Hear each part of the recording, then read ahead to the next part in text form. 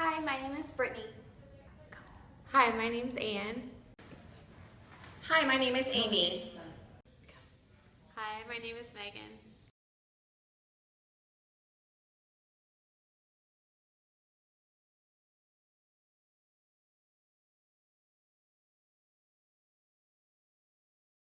It has to be a developmentally appropriate activity in the curriculum.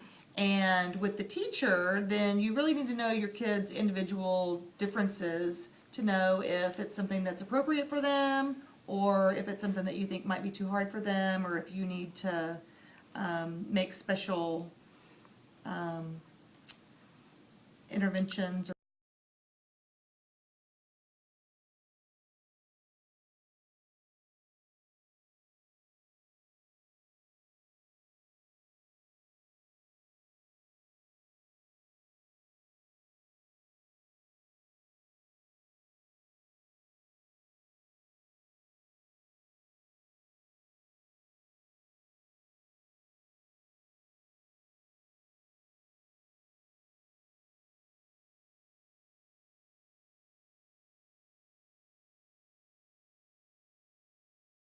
It brings down, I guess you could say it kind of brings down the morale of the classroom.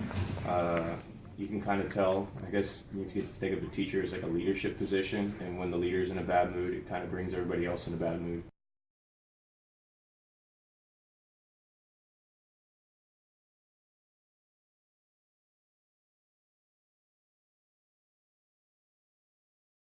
I think, of course, teachers definitely sense whenever a student's not fully engaged in the classroom. It's important that in a classroom setting that both student and teacher are both fully engaged in order to really reap the full benefit of whatever's being taught at the time. And whenever a student doesn't fully engage in classroom setting, it detracts from the learning that's going on, and teachers can sense that.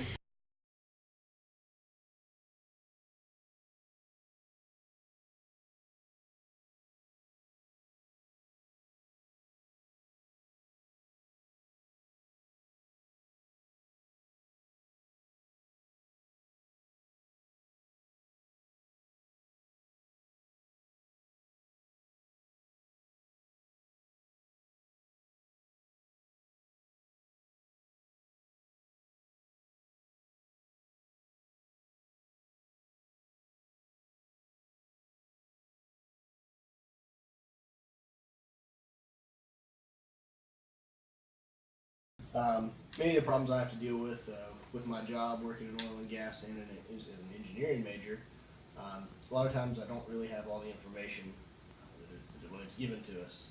You've got to look at different things. You've got to think outside the box. You've got to take different ideas that you've seen in similar problems or similar situations and pull everything together.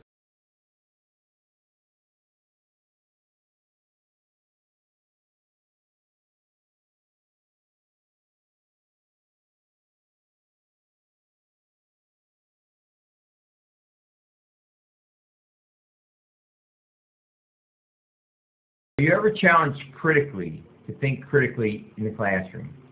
Yes. For example, in my ethics class, we're always trying to read passages to relate to oneself or life experiences. Last question. If a lesson is boring and the professor realizes the students aren't fully engaged, what does he or she do? Some of my professors have offered extra credit if you become more involved in class, bring certain articles to present that's related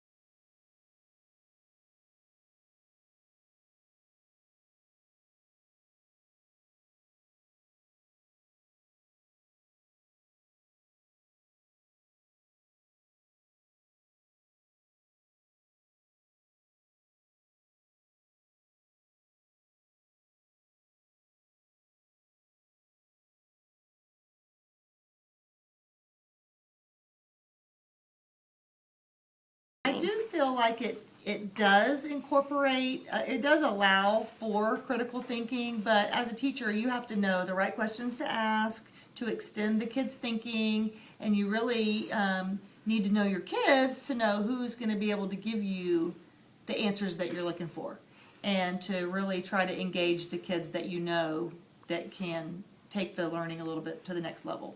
And then when those kids who you might think aren't ready to go to that level yet, how do you kind of try to bridge that gap for them before they move on to the next grade level? Well, just through oral language and having other kids share is a lot of that helps other kids see that listening to what other kids have to say, and that really helps them get another kid's perspective on whatever it is that you're trying to get out of them.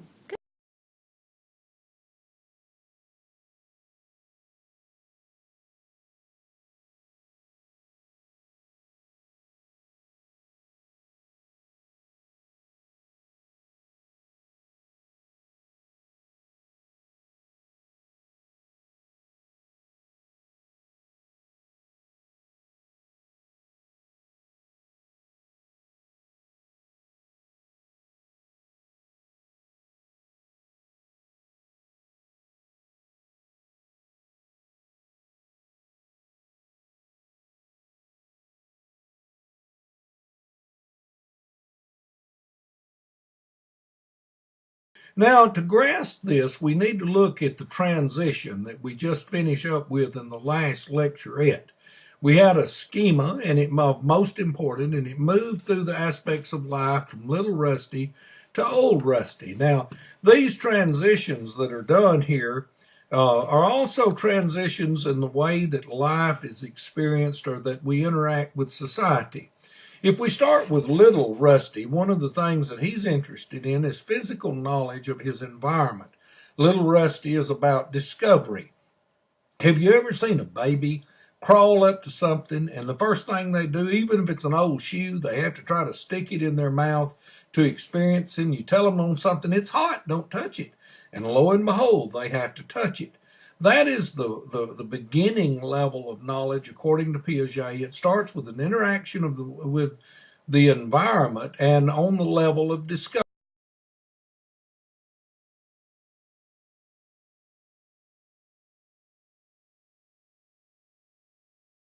Rapidly, as a person matures, however, it moves into the logical mathematical knowledge, which is the knowledge of invention. In other words, the individual is trying to determine how the environment works, why things end up the way they are, what the interactions are, and all of the resultant factors of it. They're thinking their way through it logically or mathematically. If you think about little kids, they go by what they see. And as you grow older, one of the things that you learn to do is to think about events where you're not trapped so much just by sight.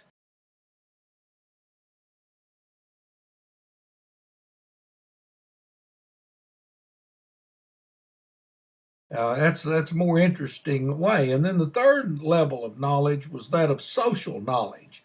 Knowing not only how to think about your environment and understand the patterns that are there, but arriving at common acceptance of things with the remainder of society. Now let's go back and consider this diagram. What we have here is a continuum of development. Little Rusty might well be into discovery of his environment. He wants to stick that old shoe in his mouth. Young Rusty is about logical mathematical thought. He's moving out of the concrete stage, and he's beginning to think for himself and to try to determine how things happen and why they happen certain ways. Old middle Rusty, my lands, he really is into logical mathematical thought, but he's beginning to want to operate into the frameworks of society and wanting to fit in.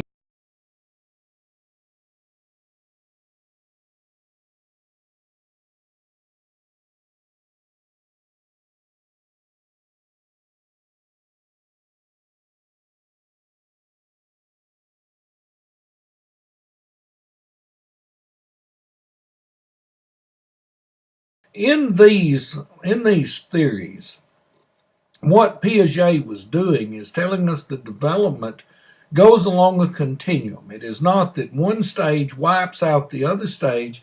It is that one stage transitions into the next based upon levels of understanding. That when, say, the logical mathematical stage, a person is able to perform things that they and don't have knowledge at a level that they are not able to have in that of discovery. Hope you're enjoying this, and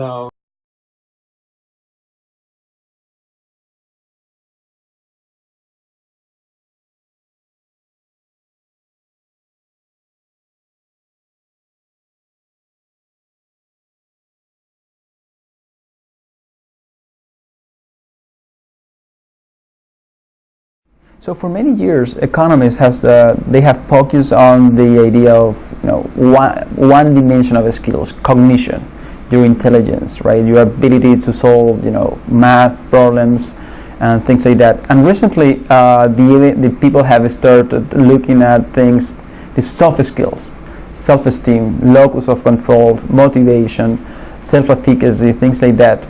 And we had a lot of evidence showing the importance of cognition on labor market outcomes, wages, occupation, employment, and things like that.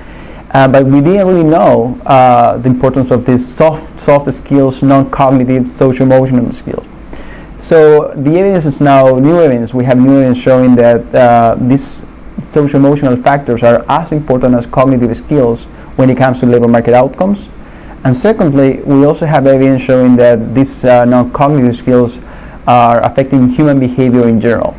The chances of engaging in risky behaviors, things like drug use, alcohol consumption, and issues like those haven't been really explored.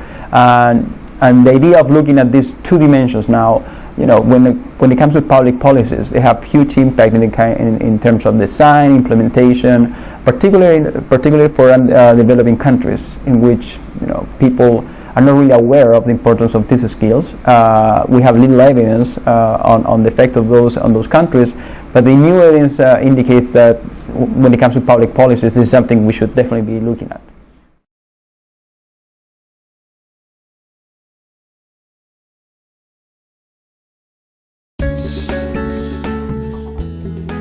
In the Greater Essex County District School Board, teachers have been exploring ways of promoting metacognitive habits of mind in students. What is metacognition? Metacognition is defined as knowing about one's own mental processes. Individuals who are highly metacognitive know their own skills and abilities and are able to implement strategies to achieve a given outcome. They are able to match appropriate strategies to situations in order to determine a course of action that will help them reach their goal. Metacognition to me basically means thinking about our thinking. So taking time to look at the experiences we've had, or the things we've read, or the conversations we've had with people, and to take the time to think about what we were thinking about while that person was doing it. So anytime I'm putting kids in a situation, or putting myself in a situation, or other teachers in a situation of metacognition, I'm asking them to reflect. Donald Schoen talked about reflection sort of before the action, during the action, and after the action. So he's showing sort of three places where metacognition might play out. Metacognition describes an individual's ability to reach a set goal through planning, selecting and implementing strategies, monitoring, adapting, evaluating, reflecting throughout the process. Metacognitive skills are interdisciplinary, which means that they cross boundaries of subject-specific learning and support students beyond the parameters of the classroom. Developing these skills helps students become highly adaptable and allows them to take increased ownerships of their learning. If as a teacher I can acquire that intentional skill, that when I'm asking a question I'm aware of it, and I understand what metacognition is, then I'm more likely to play it out. This video series invites viewers into classrooms where teachers are exploring methods of fostering metacognitive thinking skills in students. These segments highlight some key principles of teaching students to adopt metacognitive habits of mind. The first principle is that students can know themselves as learners.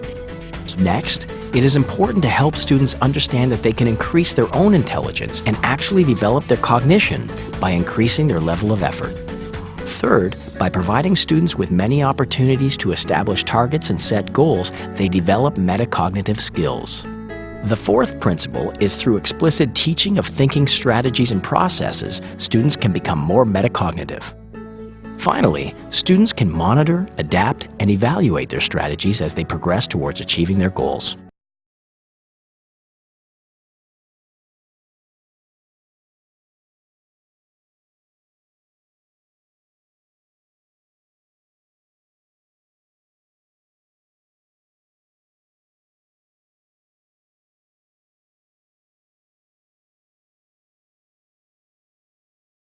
Well, it just really helps them to be able to talk and explore language, and if you make them be quiet all the time, then they're not using language. They're not learning more. They're not learning new words. They're not being themselves enough to grow and mature. And I don't know. I just think it's very important that they I mean, it has to be structured, but at the same time, allow them to make their own choices too.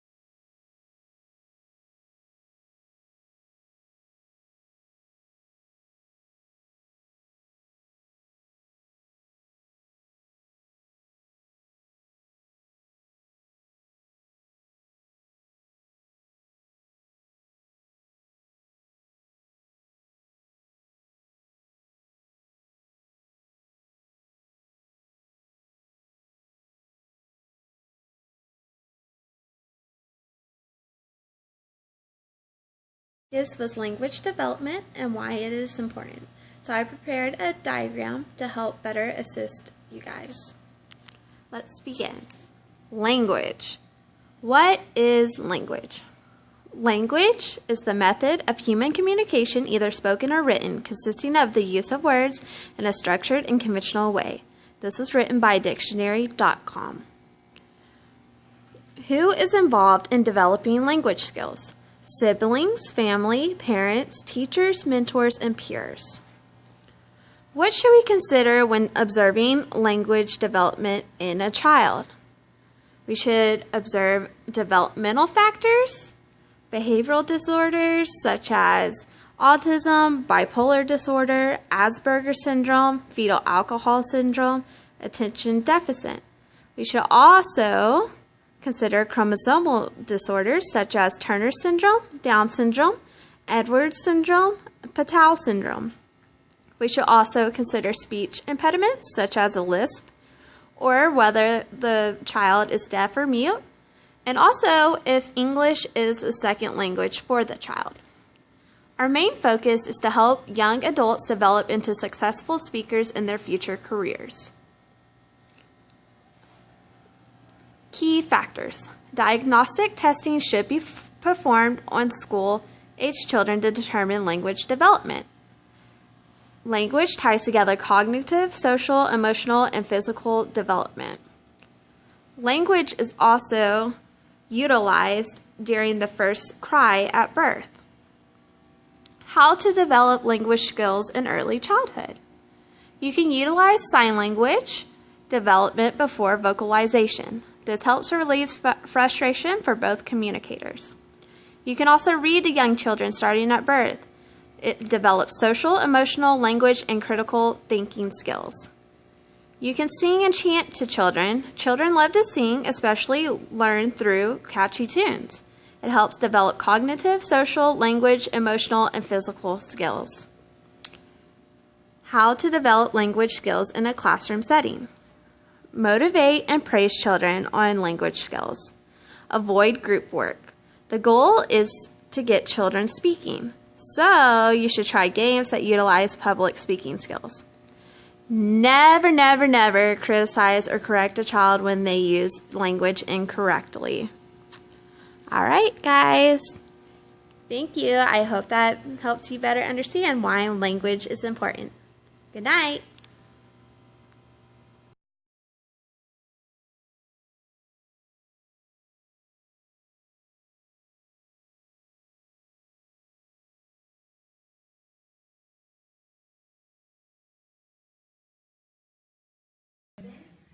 You want to go for a walk?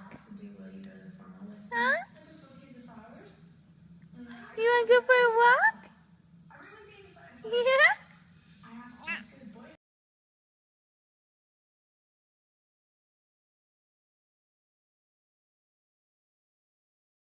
Octopus swimming in the water.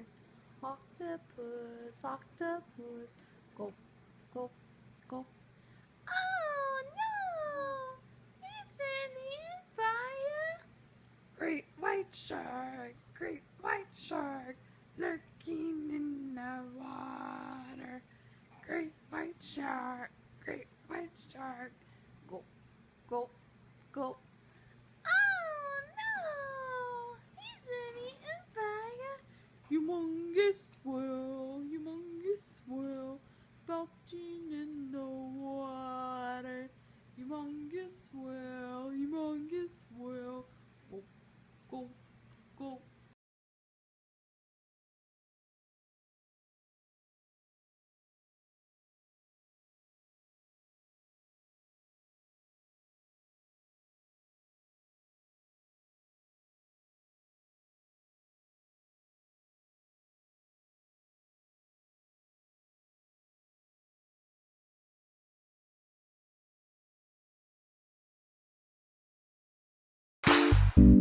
A, alligator.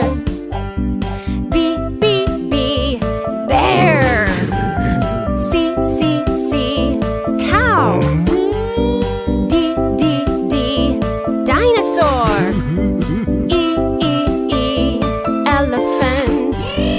F, flamingo. G, giraffe. H, hedgehog. I, iguana. J, jaguar.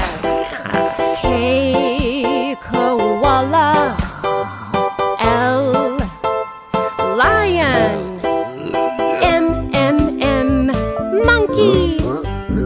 N, newt. O, ostrich.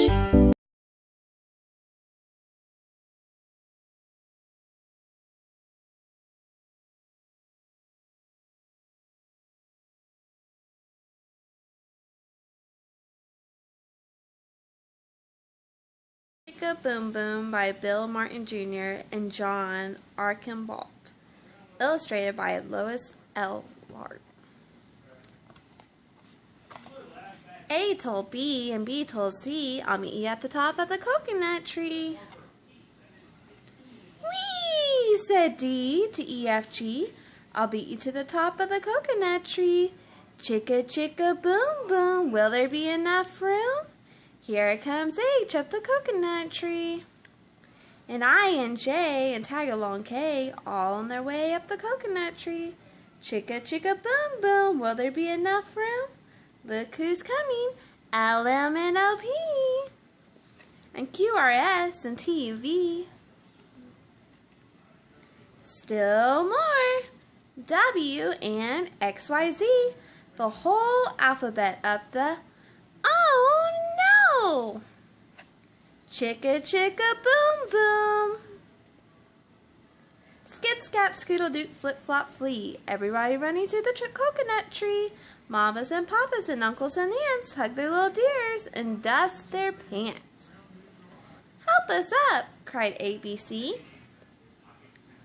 Next from the pile up, skinny D and stub toe E and patched up F. Then comes G all out of breath. H is tangled up with I. J and K are about to cry. L is knotted like a tie. M is looped, N is stooped. O is twisted, alley-oop. Skit, scat, scoodle doot, flip, flop, flee. Look who's coming is black-eyed P, Q, R, S, and loose-tooth T. Then U, V, W, wiggle, jiggle, free. Last to come, X, Y, Z. And the sun goes down on the coconut tree. But, chicka chicka boom boom, look, there's a full moon. A is out of bed, and this is what he said. Dare, double dare, you can't catch me. I'll beat you to the top of the coconut tree. Chicka chicka boom boom. A, B, C, D, E, F, G, H, I, J, K, L, M, N, O, P, Q, R, S, T, U, V, W, X, Y, and Z. Now I know my ABCs. Next time won't you sing with me? Yeah.